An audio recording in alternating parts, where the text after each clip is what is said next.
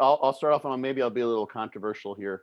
Okay. You got it right. I mean, the idea is you want to be as full as you can. You want to be as dry as you can, avoid gastric distress, those sorts of things. So you're trying to optimize everything. I always have told people, and this is sort of the caveat to this, is shoot for an A when you try to go. And this is jumping ahead to some of the other questions I think you have planned. But you try to go for an A plus, and this is a mistake, then that you can end up trying to do too much, and it usually will backfire. The thing that's interesting is that absolutely, and I got when we put I don't know if this happened to you, Guillermo, but I got like probably 40 people who reshared the Instagram post and their story. It was crazy. It was kind of cool. And there's a good deal of a couple of people sort of got into a little bit of an argument on my post, at least as to, well, do you even need to do any of this kind of stuff? And that's one thing we note in the paper is like, if you've nailed your conditioning and you're ready to rock, and you don't have any obvious information telling you, like, I do tend to hold water unless I go through some sort of a dehydration procedure, then you can be fine literally just to essentially walk on stage. And I've known people who've done that really successfully. If you're dead on, just do what you're going to do. There was one year John Meadows and I competed at the Masters Nationals, and John just didn't change a dang thing. He just he was actually had his same intra-workout drink that he'd been drinking during his workouts, and he was going to have that at the time when he was going to be on stage after a pump up, and simply make the stage time like a workout time. Guy Cisternino does the same thing. He's another person he literally will train the day before the show and just kind of walk on. The other side of that coin sometimes is there can actually be people, and this is where I think people miss this sometimes. This is a clinical thing. I'm not sure if we've kind of covered this in the paper. I think we did, at least we pointed towards it, is that some people physiologically don't really need a peak week per se. Some things could be helped, maybe, restricting water a little bit the day before, something like that. They'll get a better look. You can tell that if you, for instance, see that you look better in the morning when you're lighter versus the end of the day when you're heavier. That's mostly going to be water weight over the course of the day-to-day variation. But some people just need something to do psychologically. They need something to keep themselves busy.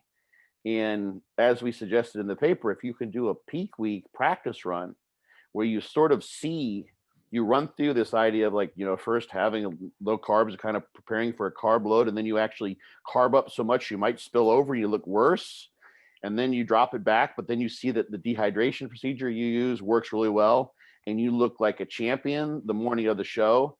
You've seen that process all happen, and you don't freak out the week before the show. And it also gives you something to do. It gives you something to keep your mind busy, as opposed to just sitting there and kind of perseverating on, shouldn't I be doing something? Like, I don't want to do something. I remember that as a swimmer, for instance, when we do a taper before big meets and what have you, and you're training less, and you've trained so much, and the last thing you want to do is, like, you feel like you're giving up before the big meet, and it's like, no, this is what you need to do. And it was psychologically so difficult to resist that temptation to want to train more rather than recover and be ready for the day of the competition. Well, you can actually sort of do that in bodybuilding by having, as long as you don't do something that's just, sort of doesn't make any sense. I wanted to say the word asinine, but don't do something really silly. Keep yourself occupied with a known protocol that you simply have to execute. And then that sort of, like, I want to nail this, dot every I, cross every T, finish strong at the end, psychological mindset that many people have to really build and hold on to as they're dieting down for weeks and months beforehand. They can continue to apply that, and they can be that sort of, soldier who's pushing through the difficult, running on fumes feeling during that peak week.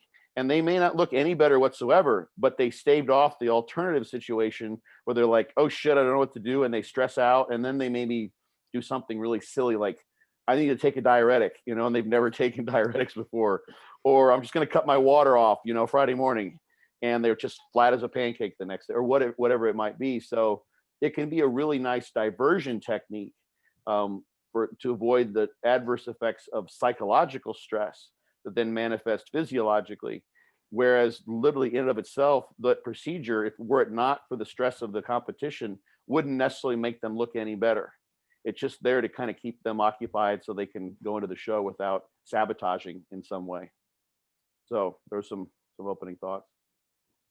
Yeah, and I'm going to piggyback off of some things that Scott said there, and Mike, you were alluding to this as well. I think we wrote a monster paper with over 200 references on a lot of information, touching on all the potential variables there. And at the end of the day, if you actually read toward the end of the paper and the practical applications, and we actually discuss it a little bit in the beginning in the introduction, is that I would say probably one of the biggest goals, Jim, there is hey, none of this is a miracle for fixing what you didn't do in the last 16, 20, 25 weeks, right? And that's one of the big things that we really want to highlight is like, yes, all of these things can potentially play a factor. And to what Scott was saying is, what we really want to educate people on is, hey, the last thing you want to do is mess things up accordingly. And these are all the potential things that you can do, especially when you're juggling 20 balls in the air. The chances of you dropping and having it be a disaster are very high. So really, we need to kind of practice these accordingly. And this is why we actually stated several times again and again, if this is something that you're going to do, you want to make sure that you've practiced it typically 2 to 4 weeks out. You can manipulate a variable or two. If you mess up, then it's not a big deal. You should take note, be a scientist to yourself, take notes on what your body weight is, what you look like in the mirror, get feedback from other people that know the sport, maybe judging or other partners that have been bodybuilding for a while, that have a keen eye for what to look for. And this is where now you can actually be your own scientist and be your own case study. Other things that we mentioned in there over and over again is inter-individual variability. That's huge because even within yourself, your body will be different, today than it was 3 weeks ago, than it was a year ago.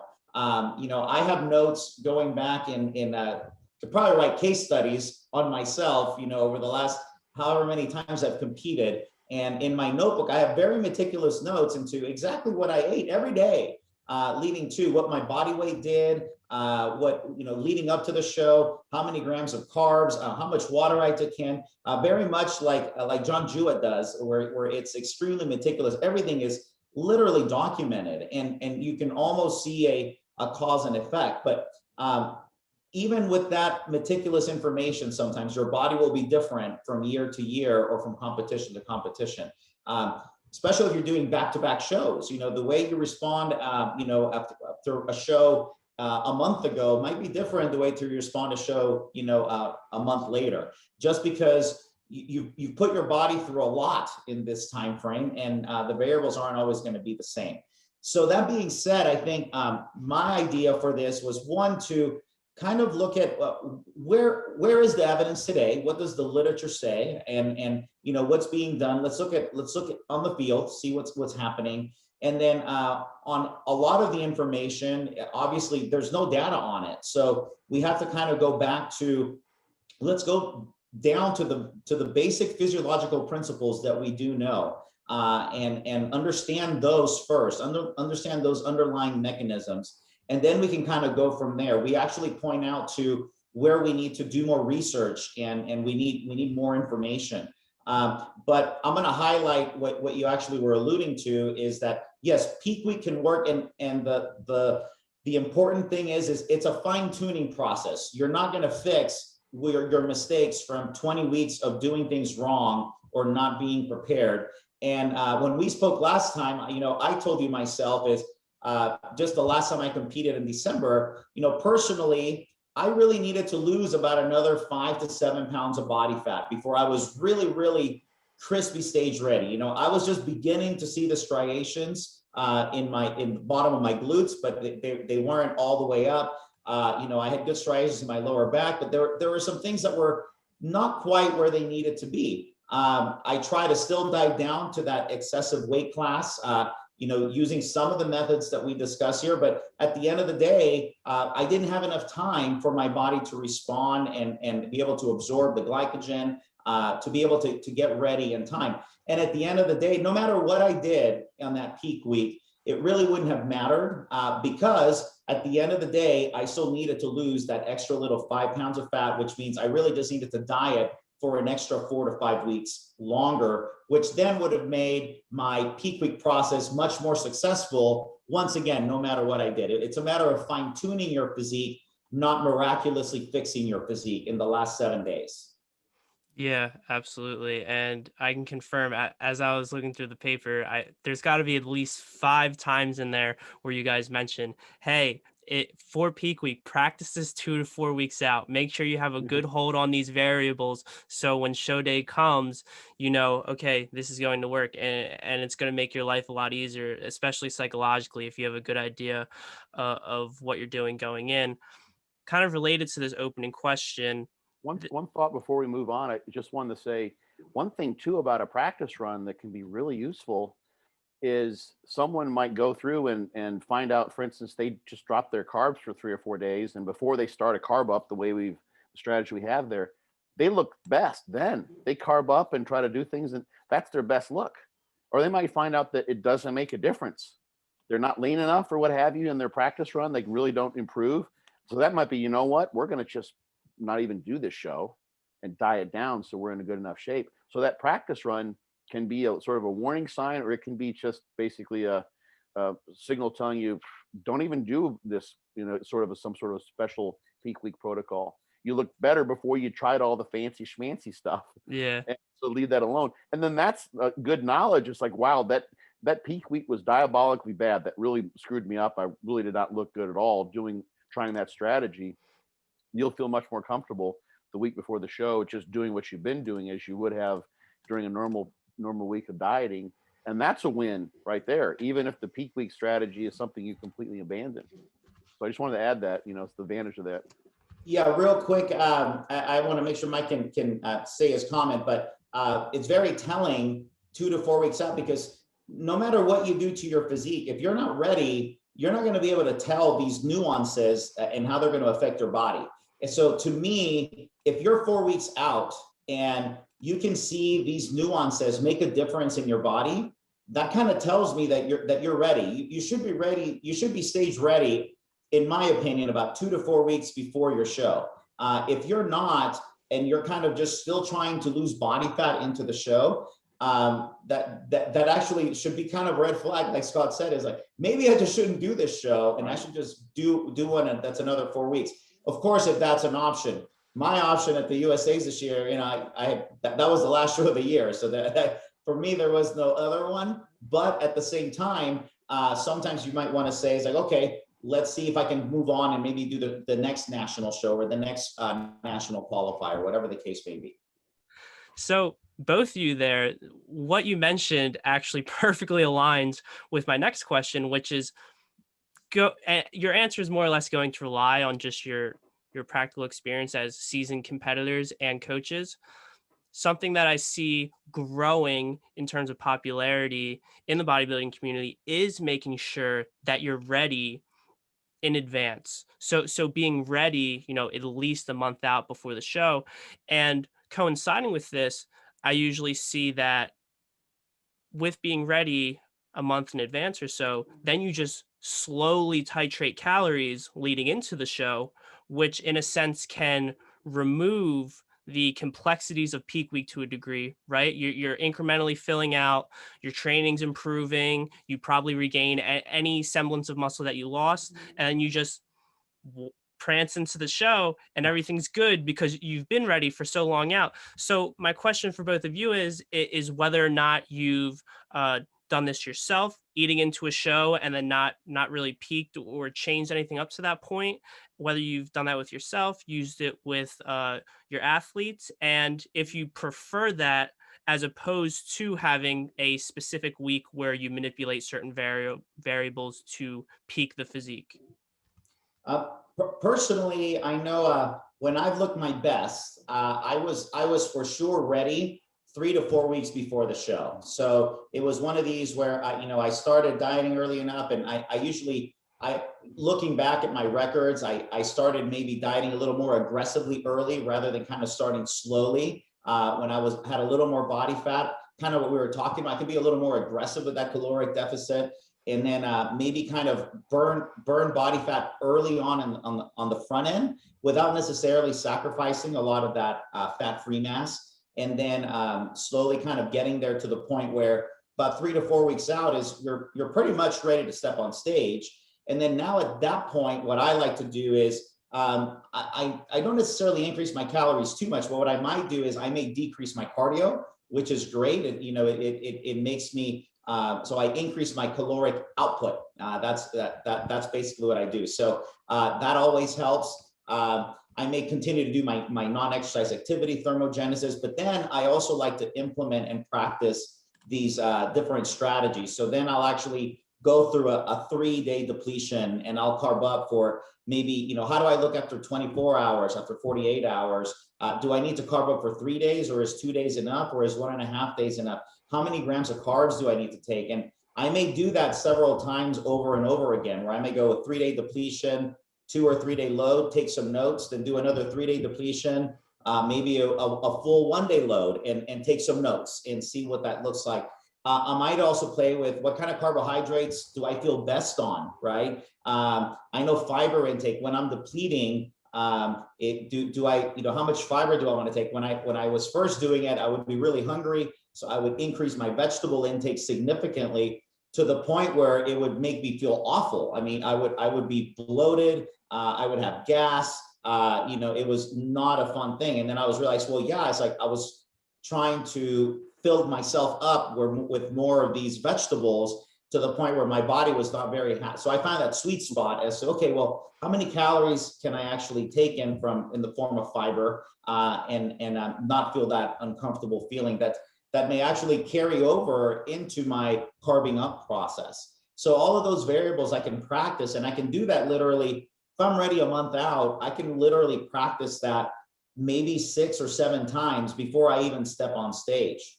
Dr. Stevenson, on to you now. So when we look at eating into a show with the potential of foregoing a unique and specific peak week altogether, or having some established peak week strategy for the week leading up, how do you tend to prefer to go about things, and what has given you the best result?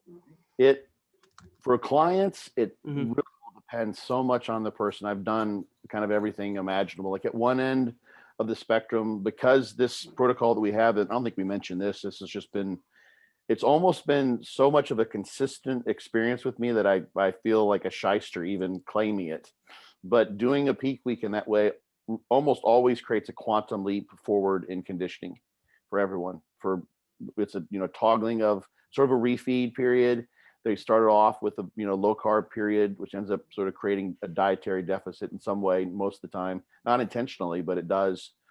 So I've had people do like 6 or 7, like literally full blown peak week periods going into a show when they were behind. Initially, it wasn't something that they could use to determine how well the peak week protocol is working. It was just that sort of dietary fluctuation promoted fat loss and actually did give some information. So eventually, by the time the show came around, over like 10 weeks, they'd done that 6 times, let's say. And those last 2 or 3, they could really, really fine tune some things. So that's at one end of the spectrum. And then I've had some people who, because of their work week and what have you, they literally could just get the 1 day off, and they're just not going to be able to do those things. They can't be, pounding down 1,200 grams of carbs, like on Wednesday and Thursday, and dealing with the gas and the bloating, whatever else might come along with that, even with the practice run. So we just get into shape and do something simple like, reduce carbs the day before the show and cut off water at 5 p.m., drop sodium before the water cutoff, sort of the last day's subtle dehydration procedures, because they're already in great shape. So, and it depends. I've had a lot of people that they just want to do the peak week. They just like, this is cool. I want to play with this stuff. They like to watch, like, part of the fun, psychologically speaking, is that you're transforming yourself, and you're transforming yourself kind of into a superhero, literally. Like, you're like, oh my God, this looks so badass. This is so cool. So when you can go from like, getting flat, but like really, really lean and dry, to then just filling up, and then the veins are everywhere, and you're just like, this is crazy.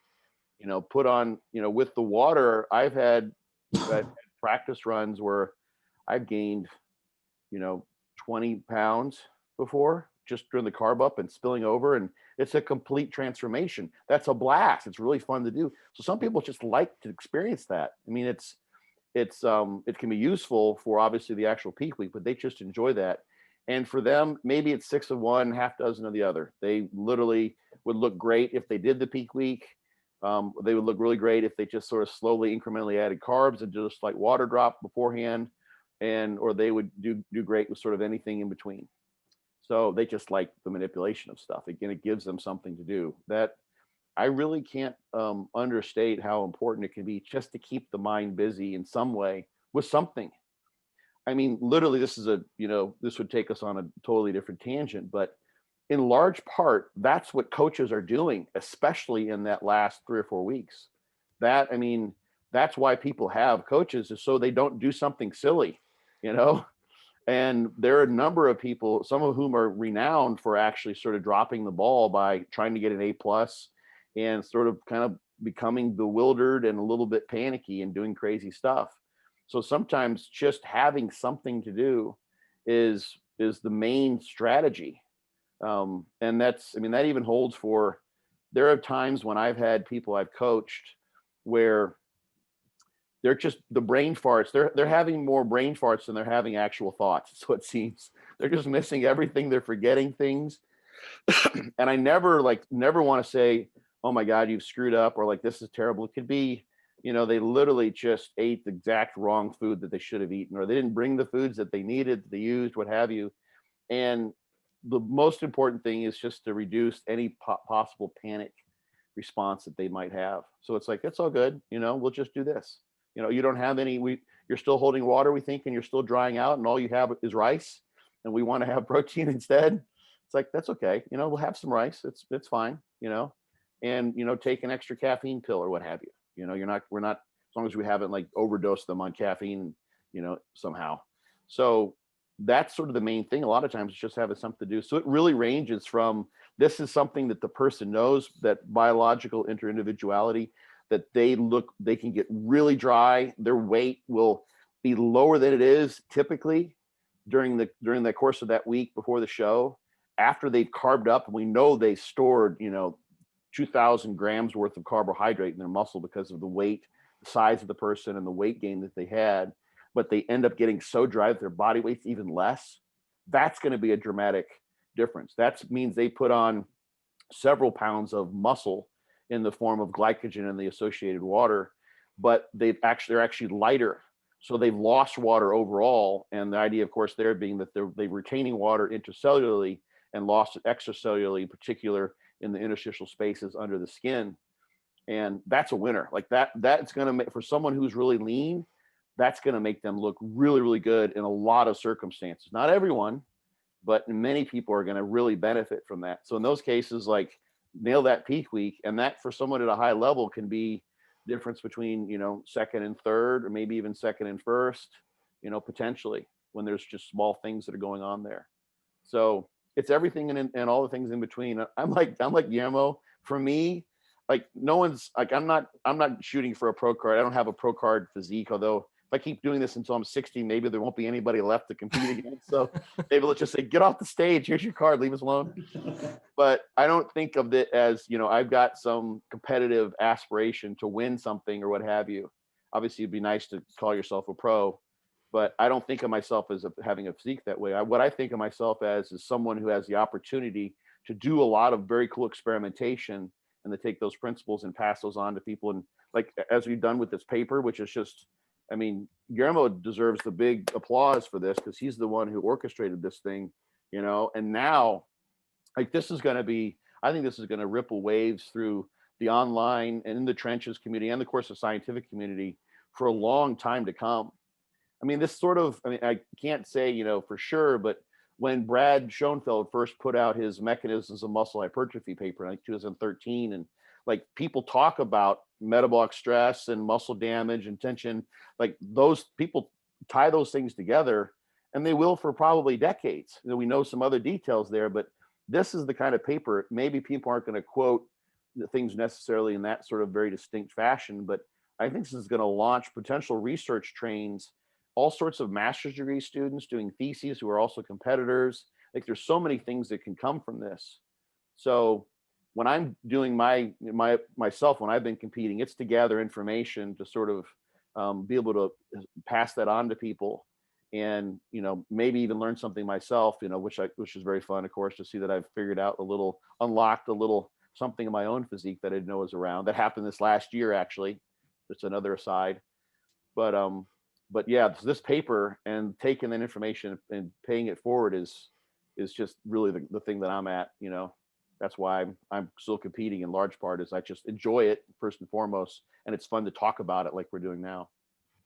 So another general question here before we get into the nuts and bolts of the paper, and that is popular peak week strategies that ultimately lack any evidence to support their efficacy. And furthermore, they probably do more harm than good for most athletes. Dr. G, I'm particularly interested to get your response here because, as you're digging into the research on this subject and writing about it in the paper, there's not a lot of evidence, right? And then the evidence that we do have, it's surveys, and it's like, oh, most competitors do this. And it's not necessarily like most competitors who won first place did this. It's just like, hey, here are a bunch of bodybuilders and this is what they do. So like, we don't even know if the most popular strategies are effective for peaking. So for you, when you're looking through the data and even with yourself and what you used for yourself and with athletes, what are some popular things that come to mind? You're like, we probably shouldn't mess with that variable.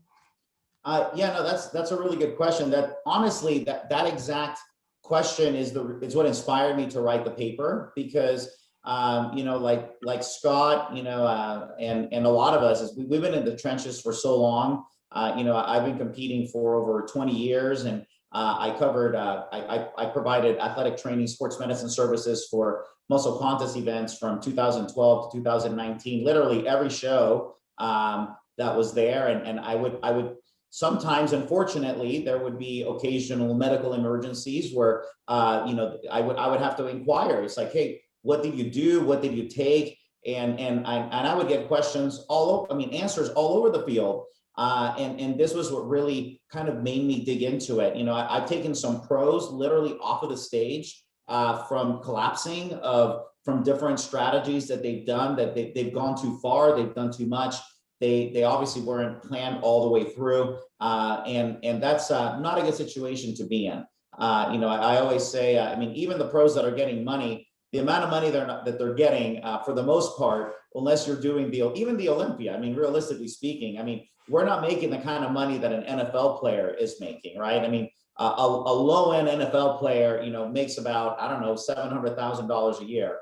And I don't know many pros that win $700,000 a year, even in any show. They may make it in sponsorship and other things, but it's not going to be from competing itself. And the reality is most people competing are paying to compete, and they're paying money out of their own pocket to do entry fees and do all of that. So when I hear all of these things, that's what made me cringe, is hearing all of these crazy strategies. So first and foremost is, the very dangerous strategies that are out there, where people maybe they've never used insulin in their life and they don't know what an international unit looks like. And then all of a sudden, somebody tells them that you can carb up with insulin and it can potentially help you fill out better. And then now they go buy an insulin.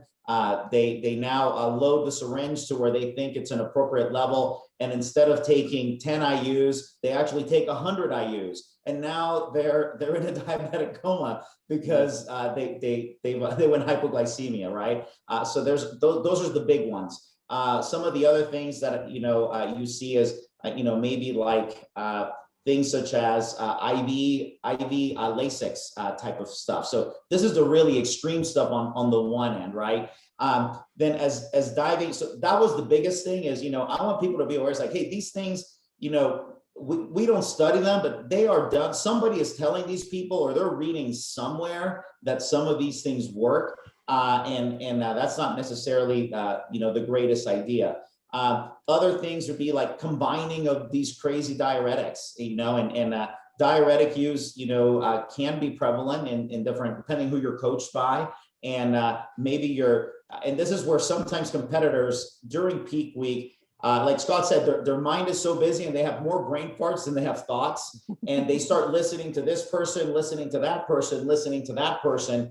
not realizing that if you listen to one and you stick to that strategy, you might be okay. But if you combine this with this and that, that's a disaster for you. And now you set yourself up for failure. So that was another thing that really motivated me. It's like, hey, let's make people aware of what's being done. And first and foremost, let's be as safe as possible. Even personally, I mean, I've done some extreme things in my 20-year career, and I've learned, I've never ended up in the hospital for many of those, but nonetheless, it's something that, looking back, it's like, man, that was probably pretty radical for me to do some of that. I mean, even recently, honestly, trying to dip down and losing, 14, 15 pounds of weight to make the lightweight class. I mean, I had to go through some extreme measures to go from 168 pounds to 154 pounds in less than 24 hours, and then be on stage at 165 pounds again. So,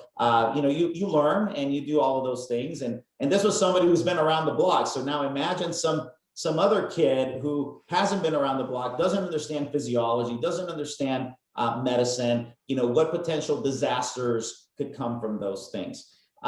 So in reading the literature, some of the other things that we see is like, you see people that are maybe doing water loading, water depletion, but then again, it's like, how much water are they taking? When are they cutting off the water? I mean, I've heard people backstage say, yeah, I haven't drank water since, Wednesday morning. And I'm thinking like, it's Saturday night. Like, what are you doing? What is wrong with you?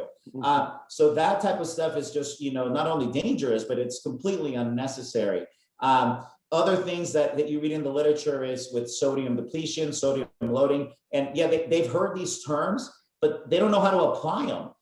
So then you have these other potential problems where, and we actually see this in some of the literature in the water section, for example. We talk about the importance of the sodium protein transporters to absorb the carbohydrates. So if you're actually now depleting your sodium and you're trying to carb up at the same time, no wonder you have some GI distress, because you don't have the necessary sodium glucose transport proteins to be able to absorb and take in that carbohydrate. So you're kind of shooting yourself in the foot. And that's a very common practice that I see is, you have these athletes that are taking in large amounts of carbohydrates with zero sodium, right? Not necessarily an ideal scenario. And you're going to have some GI distress, probably some intestinal, some bloating and gas and discomfort in that.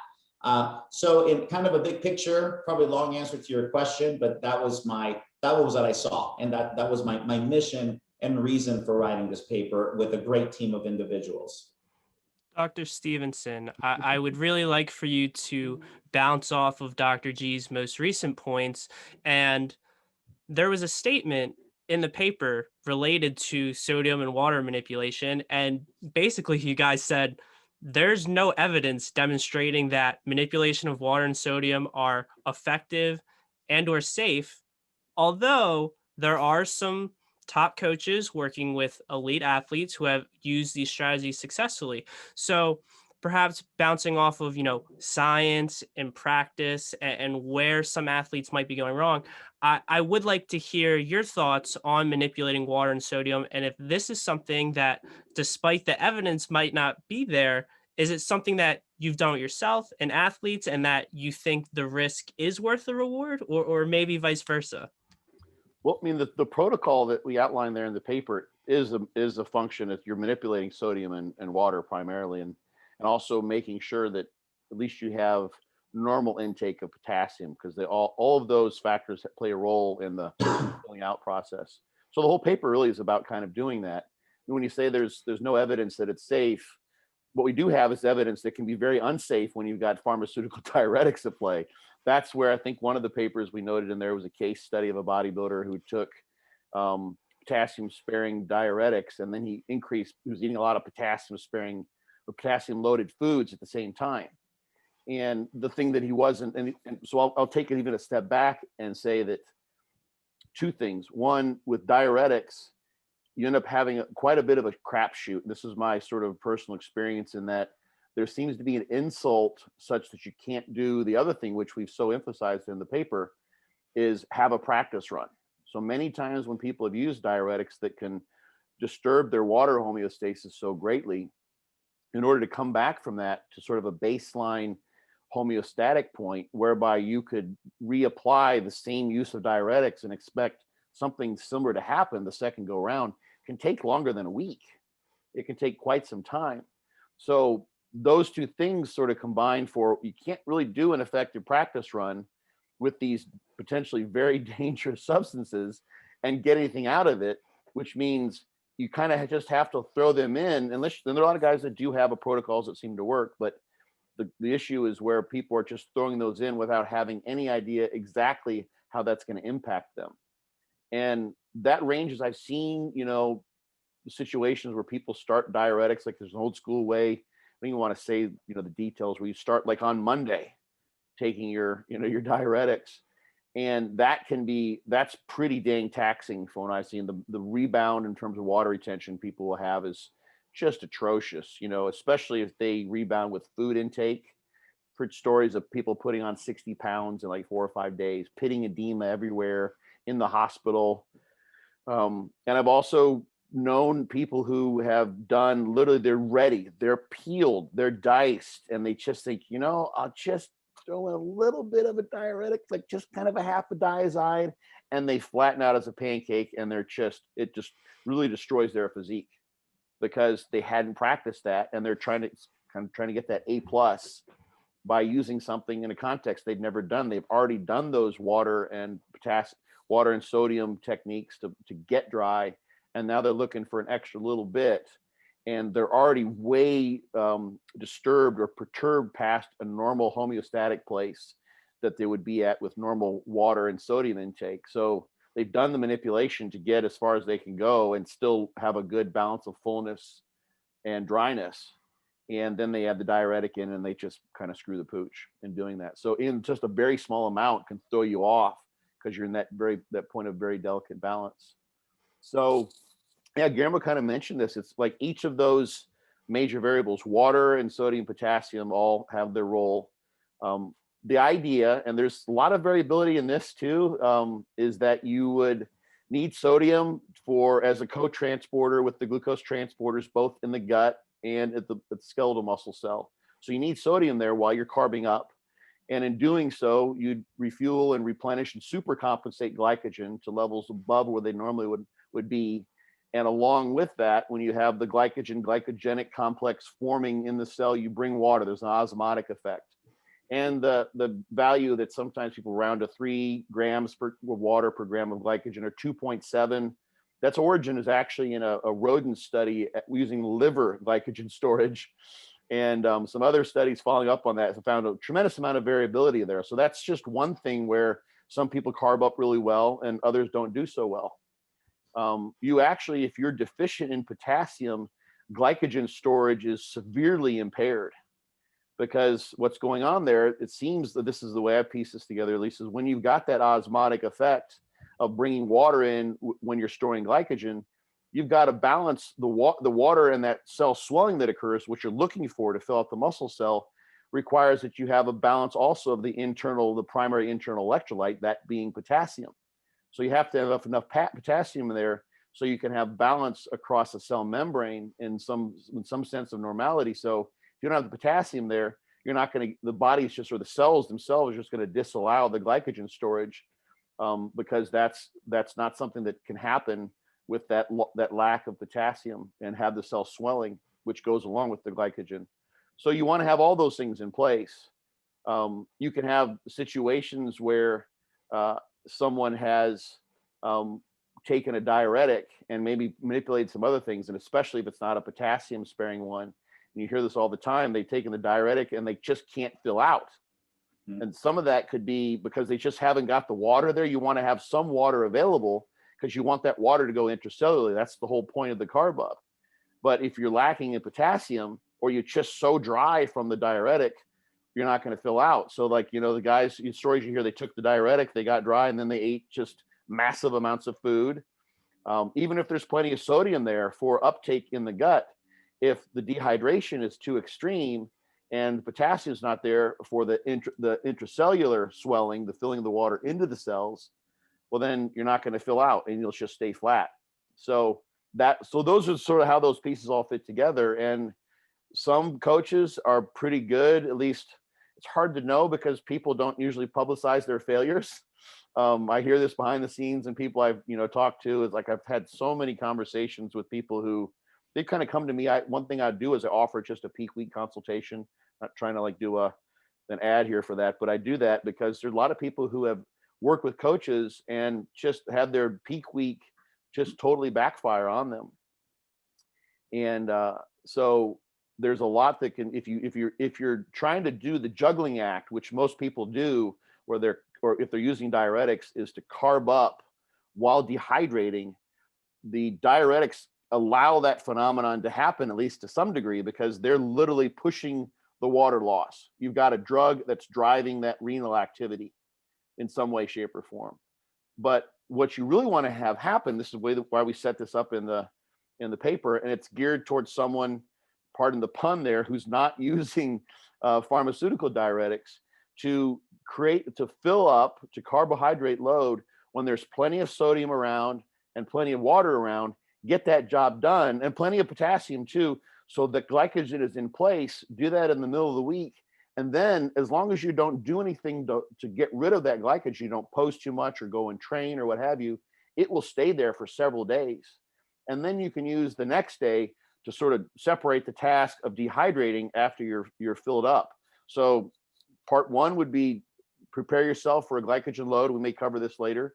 So insulin sensitization in some way with a lower carbohydrate diet, maybe some depletion of glycogen to some degree, fill up, plenty of water, plenty of sodium.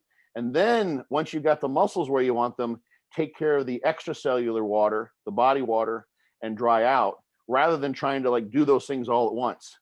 Because you've got two physiologically, biologically opposed actions you're trying to complete at one time, which works and can be done with pharmaceuticals really easily. And it can be done otherwise too. Like that can definitely happen. But if you don't need to do that, and that's a scenario that usually would come into play when someone's had to make weight. So they have to sort of be dry and they want to fill out, and they've got a little more of a juggling act. But in general, if weight class isn't an issue, separating those tasks just makes sense physiologically. So you're not trying to not trying to lose water while you're trying to gain water in the cells at the same time. So hopefully that gets to your question, Mike. Yeah. Mike, I was just going to add real quick. When you're oftentimes, if you're using one of these synthetic diuretics, that are prescription and that are not prescribed for you, you can run into a lot of problems. One of the traditional, I'm going to say old school methods of the diuretic use, is you begin the aldactone, which is a potassium sparing diuretic on a Monday or a Tuesday. But then at that point, okay, so you're getting rid of the sodium, right? But now you're trying to carb up with no sodium. We already discussed those issues. We also know that primarily the importance of glucose in glycogen storage to basically favor intracellular water and not extracellular water. So that's a very important component. So now you add this other mix in there, and it makes it very hard to be able to strategize. Now, much worse, you add the loop diuretic. So now you're getting rid of the sodium and the potassium at the same time. So you don't have the intracellular potassium. You don't have the sodium to even absorb that carbohydrate.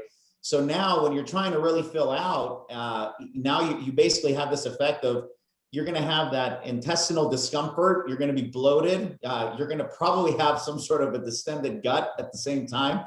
You never filled out. So now you look really stringy, right? So, it just creates a whole disaster at the end of the day. And these are some of the, I want to say, bad car crashes that we see and disasters that we see when people just completely mess up peak week, where sometimes it might be better if you just do nothing at all, and you're actually going to be better off. I want to talk more about water manipulation here, because as you both discussed, things can go especially haywire when you throw diuretics in the mix and you don't know exactly what you're doing with it. But there are also other strategies, right? So you guys mentioned, the potential benefits of diuresis to to dry out, right? And we can use natural ways of achieving this, whether that be caffeine, loading vitamin C, or the head down tilt position, resting in that position for a bit. So to me, this brings up the question of the utility of drying out and potential differences between natural and enhanced athletes. So in terms of what's going on in the enhanced sphere, I have very little knowledge, limited observations, but within the natural bodybuilding space, especially the evidence-based community, I would say that water manipulation in terms of limiting water intake, right? As you both discussed, increasing intake as you load carbs is probably a good strategy. And I think most are on board with that. But I would say that like very few evidence-based practitioners in the natural bodybuilding space would promote limiting water intake or utilizing these strategies to increase excretion in order to optimize the physique. So I would like for both of you to touch on those differences. And I guess ultimately, do these strategies have a potential benefit in natural athletes as well? Dr. G, why don't you start us off? Yeah, I'll say, I think water manipulation is something, again, it's sometimes it's better to just leave it alone, especially if you can't practice it. I'm going to definitely say that if you've never practiced it, maybe it's better to just don't do anything. Just let it be. Now, if you can actually practice it, say, 3 to 4 weeks out, and you can try some of these strategies that are natural in nature. I think they're potentially good strategies to use, because then you can kind of see, you can do some dry runs and figure out, okay, does it work, or how much water do I need to, when can I stop my water, or how much water do I need to load with, etc. The way we set it up in our protocol, it's something that I know Scott has done for many years, and I'll let him chime in on his part. It's something that I've used myself. There's actually some literature on it among the fighters, the fighting environment, this is a nice water loading strategy. But and that's actually what we use, because that's what's in the literature, and we know what percentage of body weight can be lost effectively. We know it was safe. It didn't put people in danger. This was the practice of basically doing the 100 milliliters per kilogram of body weight for the hyperhydration component, which usually lasts 3 days. And then you drop down to 15 milliliters per kilogram of body weight. That's kind of the low water intake. And then you kind of go up to 40 milliliters per kilogram, kind of as a hybrid. And then we basically just say, it's not that you're really not dropping water. You're just kind of maybe slowing water intake, as you're leading, say 12 hours before the show. It's not that you're dehydrated at that point in time. You've maybe dropped a little bit of water weight, but it's kind of where we want it to. But again, that goes with a little asterisk, which is make sure that you've tried it before. And it kind of works nicely again with the carb intake as well, because as Scott mentioned earlier, we need some water in order for the carb loading and the glycogen filling to really take effect. So if we look at our paper, you actually see that there's a marriage there where when you're actually water loading, you're actually also carb loading. And then that actually adds a nice effect with that. So with that, I'll go ahead and let Scott continue and see his take there. Yeah. So it is interesting. I think there's something that you could probably pick up on this if you dug through some of the literature, looking at some of the psychrometric literature, looking at enhanced PED using geared bodybuilders versus natural bodybuilders. I think both are extreme. Obviously, bodybuilding is a pretty extreme endeavor, but it may just be that to some degree, the guys that have been using pharmaceuticals en route to, getting on stage may just be those who also would tend to want to use sort of extreme ways of optimizing their appearance on stage. So those are the guys who are going to want to, load up with a lot of insulin and start their week with aldactone and do a crazy diuretic-based dehydration program, because that's part of their strategy. Like they've got a chemical warfare component that's part of how they attack the bodybuilding puzzle, so to speak. Whereas natural competitors, that's just not in their That's just not in their viewfinder. They're just not thinking of it that way. And two, I mean, this is one thing that I think is really, it's pretty clear. The natural guys get just as peeled as the enhanced guys. They're not as big, but they get really, really, really well conditioned. I think you see more so in natural guys, sort of across the board, like conditioning is sort of, it's almost always really good, at least in the kind of shows I've been to. And of course, you look on even the world class level, all of those guys, like you go to like a world championships, every single one of them's peeled. Whereas you got sometimes IFBB pros that would destroy probably, those guys on stage because they've got 50 or 60 pounds more muscle mass, but the conditioning doesn't match. So as we said before, if you're that conditioned, if you're already in shape, you probably don't have to play with your water. You don't have to do that manipulation. So that might be one of the things. One thing too is that, and this sort of goes back to the first point that I made there, is that with enhanced guys, there may be other things that they've been using or doing that is causing them to retain water that you don't have with a natural guy. So, you might have, there's like this, this is my guess as to why this has kind of come into being. There's this idea that a lot of guys will, they'll drop injectable steroids 2 weeks out or what have you, and maybe just go to orals. And orals can tend to have this quote unquote hardening effect. So that may be part of it. And I think sometimes it may be that someone has been using so much stuff that they've got sort of a toxicity that they're relieving by pulling that out. Then that could be a good thing for dropping water. It'll sort of clear up and clean up their physique. It may even resolve acne that they had previously from the injectables. There's a number of things there. But what also can happen too, I think, is now they've removed, especially if they have aromatizable androgens in play, that let's say it's just testosterone, they've removed the incoming testosterone, and now you've got testosterone leaving those injection depots, and you can have estrogen levels go higher if you've taken that strategy, which is a really common one. People just do that. It's one of those things you wake up in the morning and you put your pants on one leg at a time. That's how you do it. So you just drop your injectables 2 weeks out. It's like what everyone does. It's my coach told me to do.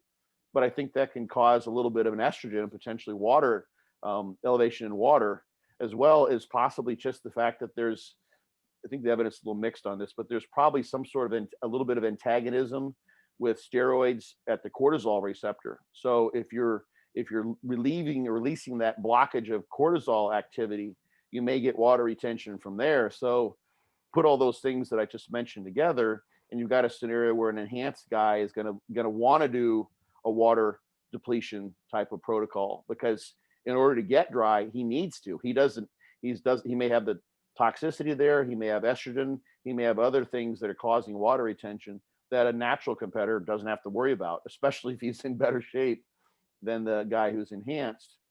I'll add this too, because it's related as well, is that there's obviously a premium on size in the enhanced world. So guys, are going to be more than likely. And this, this is the thing you hear all the time talking about the IFBB is, people say, well, when Dorian started and then finally Ronnie came in, they just ruined those guys because the age of the mass monsters came back. Thank goodness we had Phil Heath and Sean Roden and some guys with, a little more, Brandon Curry, even a little more, tapered down, because people were pushing so hard for the size. And that's the mentality of someone who's using a gear or PEDs. They want to become as big as possible. And there probably is a higher level of bigorexia, body dysmorphia in that population. So they're the ones who are going to be like, I feel small, like, even though I'm 220 pounds at 5'4", I feel teensy, and so they're going to want to hold on to that size and not maybe be as conditioned as would behoove them for placings, and also be those same people who might be, if their heads get a little mixed up, because the drugs can do that to you as well, especially when you're dieted down. They're going to do those panic measures where, like, I got to do a water drop. They throw in a diuretic the last minute or do something crazy. So those are some, I think, sort of the psychological and the pharmacological scene upon which you see an enhanced athlete versus a natural athlete is kind of different. And because of that, it manifests in different approaches that are really necessary in some cases in order to get that water off if you're an enhanced guy, or not have to worry about it because you're already lean and therefore super lean and super dry. There's no need for that. It's, you're just peeing in the wind, pardon the pun there, and trying to drop water the day before the show because you're already where you need to be hydration wise.